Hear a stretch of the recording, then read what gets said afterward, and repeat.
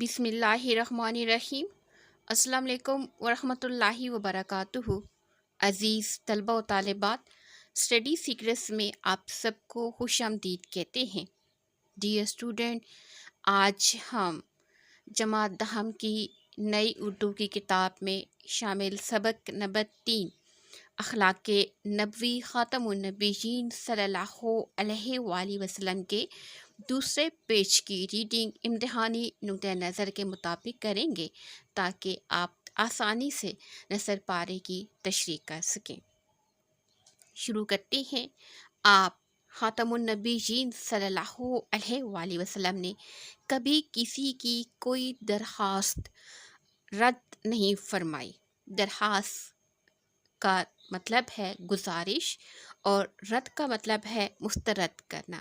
بعض اوقات نثر پارے کی تشریح کے دوران خط کشیدہ الفاظ آ جاتے ہیں جو کہ بظاہر تو بے حد آسان لگتے ہیں، لیکن جب ان کے معنی لکھنے پر جائے تو بہت مشکل پیش آتی ہے۔ لہٰذا آپ نے ہر ریڈنگ میں آنے والے مشکل لفظ کو غور سے پڑھنا ہے تاکہ آپ کو آسانی سے سمجھ آ سکے، کیونکہ ہر مشکل لفظ کا ایک نمبر ہے۔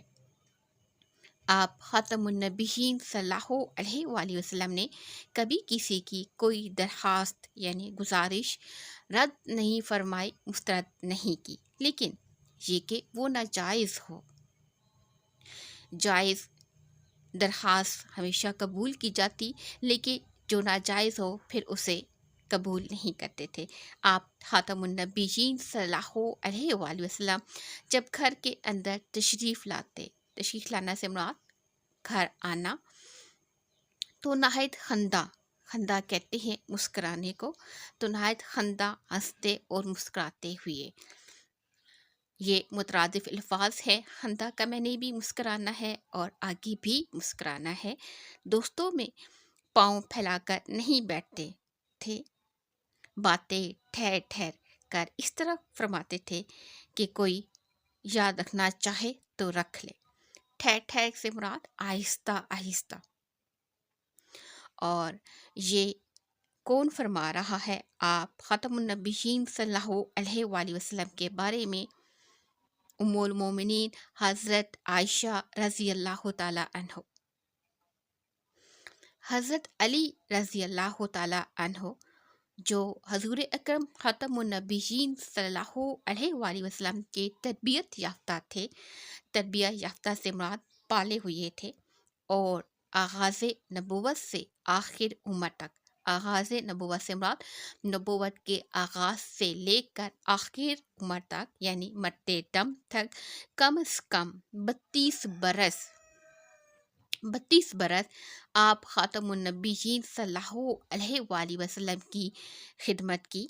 آپ خاتم النبیین صلی اللہ علیہ وآلہ وسلم کی نسبت سے سوال کیا گیا تو فرمایا، نسبت سے مراد متعلق آپ خاتم النبیین صلی اللہ علیہ وآلہ وسلم کے بارے میں جب حضرت علی سے سوال کیا گیا تو انہوں نے فرمایا، آپ خاتم النبیین صلی اللہ علیہ وآلہ وسلم خندہ جبین کہتے ہیں پیشانی کو، اور خندہ جبین چوڑی یعنی اچھی پیشانی، نرم عادات کو کہتے ہیں، مہربان طبع تھے۔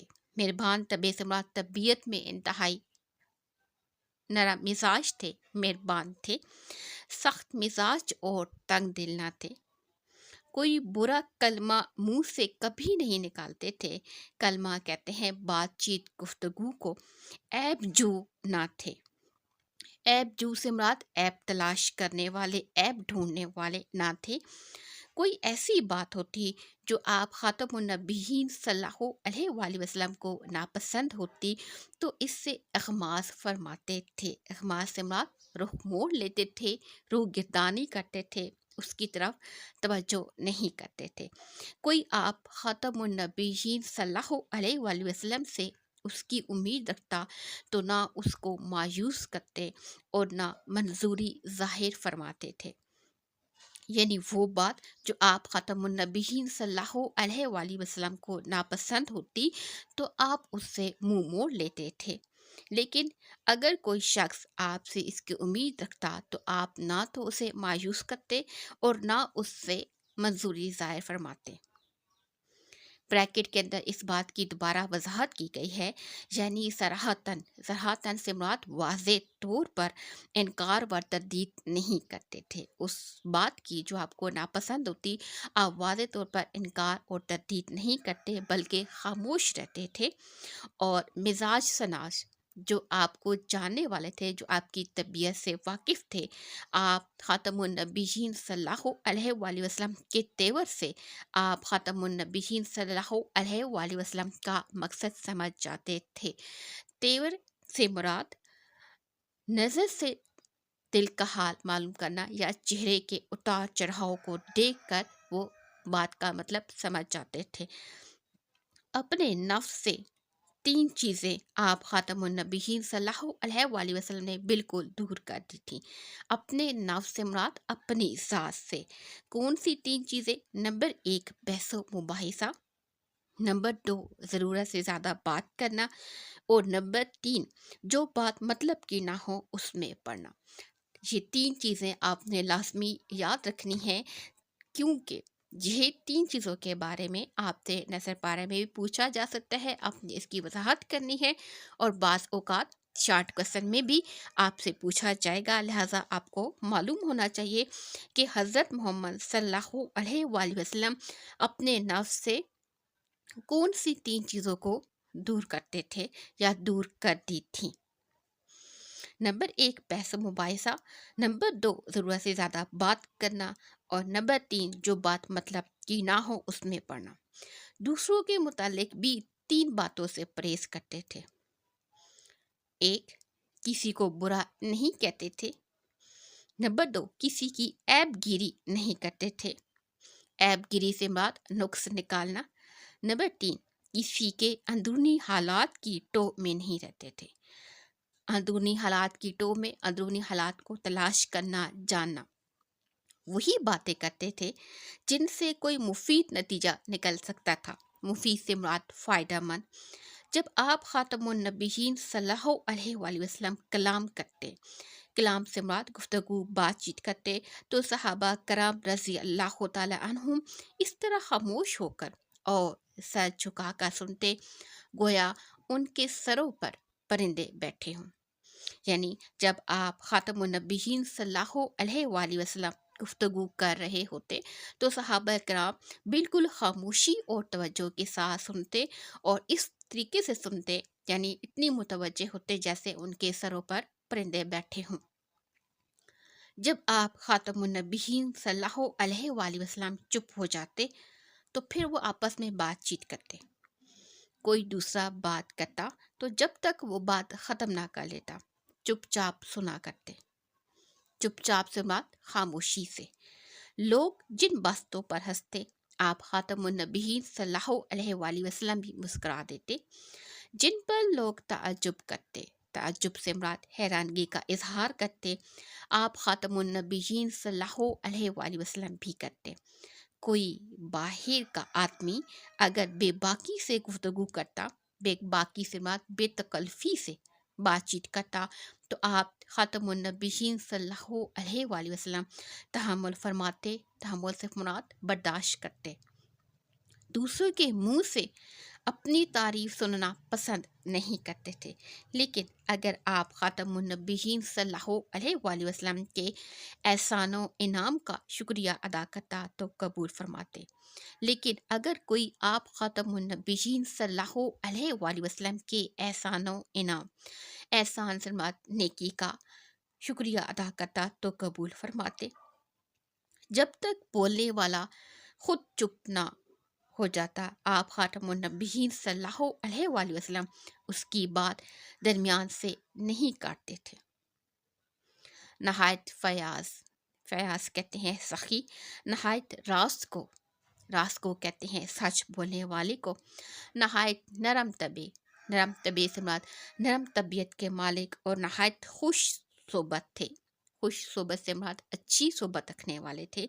اگر کوئی دفتن کہتے ہیں اچانک آپ خاتم النبیین صلی اللہ علیہ وآلہ وسلم کو دیکھتا تو मरूब हो जाता। मरूब हो जाने से मुराद रोब में आ जाता। लेकिन जैसे जैसे आशना होता जाता, आशना से मुराद वाकफियत, जान पहचान, तो आप खातमुन नबीयीन सल्लल्लाहु अलैहि वसल्लम से मोहब्बत करने लगता। हज़रत हिंद बिन अबी हाला रज़ी अल्लाह ताला अन्हो, जो गोया हजूर अकरम खातमुन नबीयीन सल्लल्लाहु अलैहि वसल्लम के आगोश परवरदा थे। आगोश कहते हैं गोद को। आगोश परवरदा से मात गोद में पाले हुए थे। वो बयान करते हैं, आप खातमुन नबीयीन सल्लल्लाहु अलैहि वसल्लम नरम खूब थे। नरम खूब से मुराद नरम आदात के मालिक, नरम मिजाज, सख्त मिजाज न थे। किसी की तौहीन रवा नहीं रखते थे। तौहीन से मुराद बेइज्जती नहीं। छोटी छोटी बातों पर इजहार शुक्र फरमाते थे। किसी चीज़ को बुरा नहीं कहते थे। खाना जिस किस्म का सामने आता तनावुल फरमाते। तनावुल से मुराद खाते। जिस किस्म का खाना भी आपके सामने पेश किया जाता, आप उसे खा लेते और इसको बुरा भला ना कहते। कोई अगर किसी अमर हक की मुखालफत करता, अमर हक से मुराद सच्ची बात, सच्ची कलाम की मुखालफत करता, तो आप खातमुन नबीयीन सल्लल्लाहु अलैहि वसल्लम को गुस्सा आ जाता और इसकी पूरी हिमायत करते, यानी पूरा पूरा साथ देते। लेकिन ख़ुद अपने ज़ाती मामला पर कभी आप खातमुन नबीयीन सल्लल्लाहु अलैहि वसल्लम को गुस्सा नहीं आया। यानी कि अपनी ज़ाती मामलात में आप ख़ातमुन नबीयीन सल्लल्लाहु अलैहि वसल्लम ने कभी गुस्सा नहीं किया और ना किसी से इंतकाम लिया। इंतकाम कहते हैं बदला को। डियर स्टूडेंट, ये हमारे दूसरे पेज की रीडिंग है अखलाक नबी ख़ातमुन नबीयीन सल्लल्लाहु अलैहि वसल्लम, जिसको हमने इम्तिहानी नुक्ता नज़र के मुताबिक बहुत अच्छे तरीके से तैयार किया है। क्योंकि आपको सबक के शुरू में बताया था, रीडिंग आप जितनी अच्छी करेंगे उतने ही अच्छे आप पेपर दे सकेंगे, आप आगे अच्छे अंदाज में समझा सकेंगे और अपना पॉइंट ऑफ व्यू बेहतर से बेहतर बना सकेंगे। सबक की रीडिंग में 4 सवालात आते हैं जो आपको पहले ही भी बताया था। एक आपका होगा मारूजी, दूसरे नंबर पर आपका है सवालों के जवाबात, तीसरे नंबर पर खुलासा है और चौथे नंबर पर नसर पारे की तशरीह है। लिहाजा खूब गौर और तवज्जो से पढ़ें, बार बार वीडियो को सुने और दूसरे तालिब इल्मों के साथ भी ज़रूर शेयर करें ताकि आप अच्छे नंबरों से पास हों और हमारी भी हौसला अफजाई हो। जितने ज़्यादा तालिब इल्म देखेंगे उतना ही उनके इल्म में फ़ायदा होगा। अगर आपको कहीं पर समझ नहीं आ रही तो आपने कमेंट्स के ज़रिए से पूछना है, इंशाल्लाह आपको जवाब दिया जाएगा। खुद पढ़ें और दूसरे तालिब इल्मों के साथ भी ज़रूर शेयर करें, क्योंकि इल्म हमेशा फैलाने से बढ़ता है।